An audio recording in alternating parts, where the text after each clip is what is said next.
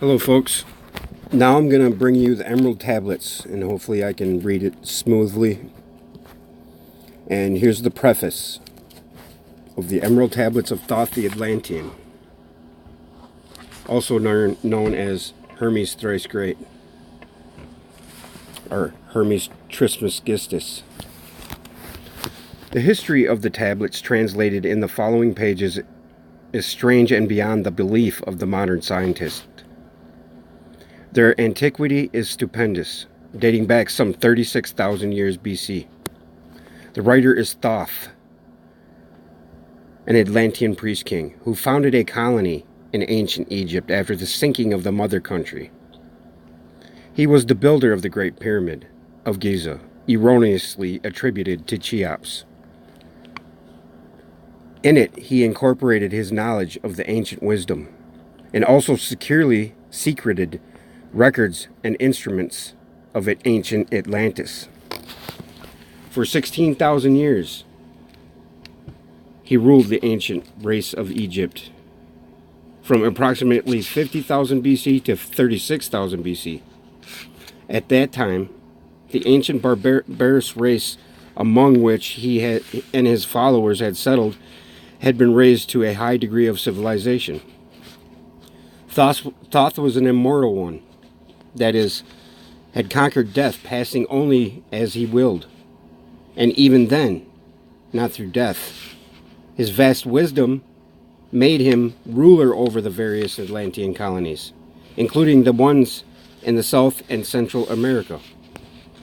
When the time came for him to leave Egypt, he erected the Great Pyramids over the entrance of the great halls of Amenti, placed in it his records and appointed guards for his secrets from among the highest of his people. In later times, the descendants of these guards became the pyramid priests. While Thoth was deified as the god of wisdom, the recorder by those in the age of darkness which followed his passing, in legend, the halls of Amenti became the underworld, the halls of the gods, where the soul passed after death for judgment. During later ages, the ego of Thoth passed into the bodies of men in the manner described in the tablets. As such, he incarnated 3 times.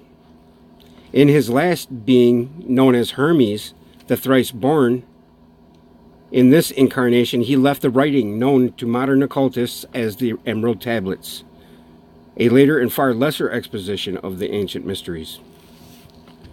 The tablets translated in this work are 10 of 12 which were left in the Great Pyramid in the custody of the pyramid priests. The 10 are divided into 13 parts for the sake of convenience. The last 2 are so great and far-reaching in their import that at present it is forbidden to release them to the world at large. However, in those contained herein are secrets which will prove of inestimable value to the serious student. They should be read, not once, but 100 times, for only thus can the true meaning be revealed. A casual reading will give glimpses of beauty, but more intensive study will open avenues of wisdom to the seeker. But now a word as to how these mighty secrets came to be, revealed to modern man after being hidden so long. Some 1,300 years BC, Egypt, the ancient Chem, was in turmoil and many delegations of priests were sent to other parts of the world. Among these were some of the pyramid priests who carried with them the Emerald Tablets as talismans, by which they could exercise authority over the less advanced priestcraft and races descended from the other Atlantean colonies. The tablets were understood from legend to give the bearer authority from Thoth. The particular group of priests bearing the tablets emigrated to South America, where they found a flourishing race of the Mayans, who remembered much of the ancient wisdom. Among these, the priests settled and remained in the 10th century. The Mayans had thoroughly settled Yucatan, and the tablets were placed beneath an altar of one of the great temples of the sun god. After the conquest of the Mayas by the Spaniards, the cities were abandoned and the treasures and temples forgotten. It should be understood that the Great Pyramid of Egypt has been, and still is, a temple of initiation into the mysteries. Jesus, Solomon, Apollonius, and others were initiated there. The writer, who has a connection with the Great White Lodge, which also works through the pyramid priesthood, was instructed to recover and return the Great Pyramid, the ancient tablets. This, after adventures, which need not be detailed here, was accomplished. Before returning them, and was given permission to translate and retain a copy of this wisdom engraved on the tablets. This was done in 1925, and only now has permission been given for part to be published. It is expected that many will scoff, yet to the true student, they will read between the lines and gain wisdom. If the light is in you, the light which is engraved in these tablets will respond. Now a word as to the material aspect of the tablets. They consist of 12 tablets of emerald green, formed by a substance created through alchemical transmutation.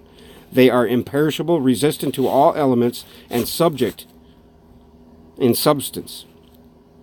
In effect, the atomic and cellular structure is fixed, no change ever taking place. In this respect, they violate the material law of ionization. Upon them are engraved characters in the ancient Atlantean language, characters which respond to attuned thought waves, releasing the associated mental vibration in the mind of the reader. The tablets are fastened together with hoops of a golden-colored alloy suspended from a rod of the same material. So much for the material appearance.